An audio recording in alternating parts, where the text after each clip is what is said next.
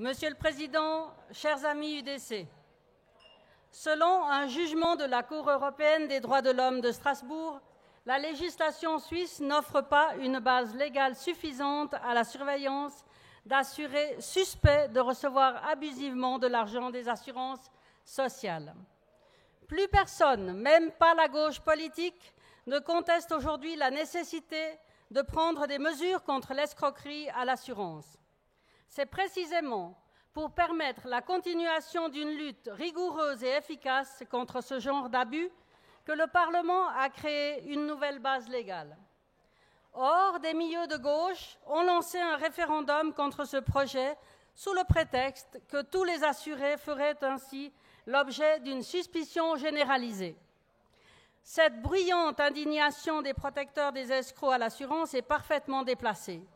Il est normal que les personnes requérant une aide financière de l'État soient sérieusement contrôlées. Les sommes indûment versées pénalisent ceux qui, dans notre pays, ont un réel besoin de prestations complémentaires. L'article de loi approuvé par le Parlement est équilibré et proportionné. Il inscrit dans la loi une pratique que les assurances adoptent depuis de nombreuses années sans que la gauche n'ait rien à trouver à y redire. Cette révision est uniquement la conséquence de l'avertissement des juges de Strasbourg. Si une personne assurée est soupçonnée de percevoir abusivement des prestations, seul un membre de la direction de l'assurance concernée, et non pas n'importe quel employé, peut ordonner une surveillance. Selon la nouvelle loi, l'observation des suspects peut aussi comporter des enregistrements d'images et de sons. Pour localiser les personnes surveillées, il est également permis d'utiliser des instruments techniques, comme des émetteurs goniogéométriques, GPS. Ces appareils exigent cependant une autorisation judiciaire. Dans la pratique, ces instruments n'ont toutefois guère été utilisés jusqu'ici pour des personnes.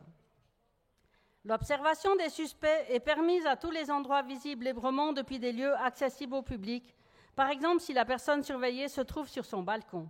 Il est évidemment interdit aux détectives d'assurance de pénétrer dans les locaux privés, voire d'y installer des appareils techniques.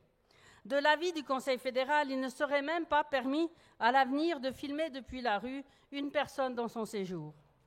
Les nouvelles règles s'appliquent à l'AI, à l'AVS, ainsi qu'aux assurances maladie, chômage et accident. Elles ne concernent cependant pas les assurances privées. Votre assureur ménage ou automobile ne pourra donc pas vous surveiller à l'avenir, pas plus qu'aujourd'hui. Les compétences des assurances sont très limitées et clairement définies.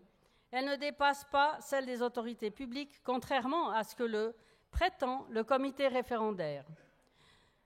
Le Conseil fédéral l'a clairement annoncé. En fait, les détectives des assurances sociales n'ont pas plus de compétences que la police ou le ministère public.